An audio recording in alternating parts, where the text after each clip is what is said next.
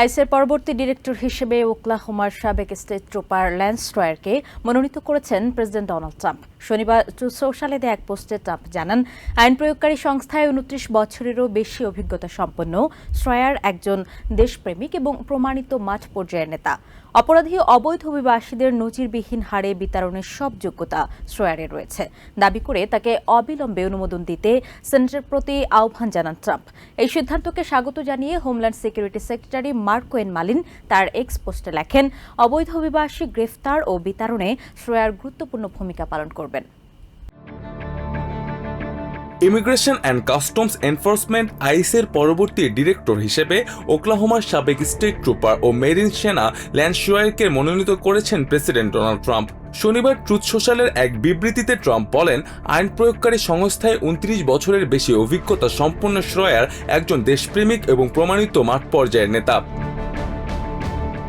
President Trump জোর দিয়ে বলেন, খুনি, ধর্ষক ও মাদক চোরাচালানকারী সহ অপরাধী অবৈধ অভিবাসীদের নজিরবিহীন হারে বিতরণের সব যোগ্যতা স্ট্রয়ারের রয়েছে।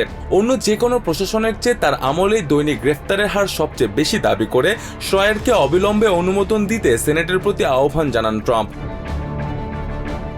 প্রেসিডেন্টের এই সিদ্ধান্তকে স্বাগত জানিয়ে হোমল্যান্ড সেক্রেটারি মার্কোয়েন মালিন এক্সে এক পোস্টে ল্যান্স স্ট্রয়ারকে একটি চমৎকার পছন্দ হিসেবে উল্লেখ করে বলেন, অবৈধ অভিবাসীদের গ্রেফতার এবং বিতরণের জন্য দেশের জনগণের কাছ থেকে প্রেসিডেন্ট যে ম্যান্ডেট বা রায় পেয়েছেন তা বাস্তবায়নে ল্যান্স অত্যন্ত গুরুত্বপূর্ণ ভূমিকা পালন করবেন।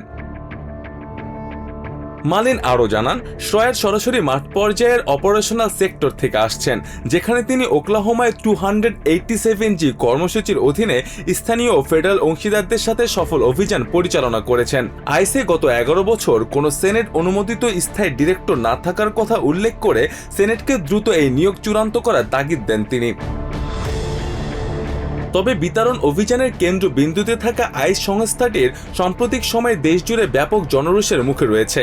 বিশেষ করে চলতি বছরে মিনেসোটা আইস এজেন্টদের গুলিতে অ্যালেক্স পেটি ও রেনি গুড নিহত হওয়ার পর দেশজুড়ে তীব্র বিক্ষোভ ছড়িয়ে পড়ে। ফলে ল্যান্স স্ট্রয়ারের এই নতুন মনোনয়ন সেনেট শুনানিতে তীব্র প্রতিদ্বন্দ্বিতা ও বড় ধরনের রাজনৈতিক বিতর্কে জন্ম দিতে পারে বলে মনে করছেন সংশ্লিষ্টরা। মুস্তফা আশিক নাবির, TVN 24 news desk. New York থেকে সম্প্রচারিত TVN 24 টেলিভিশন বিশ্বজুড়ে বাঙালির কণ্ঠস্বর।